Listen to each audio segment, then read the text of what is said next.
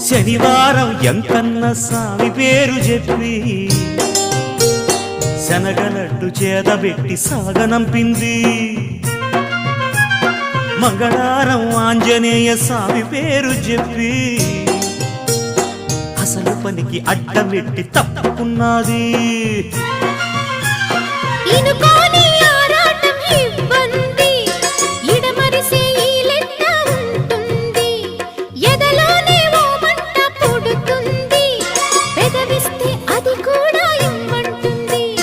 చిరుముద్దుకి ఉండాలి చీకటి అంది, ఏ కళ్ళు పడకుంటే ఓకే అంది.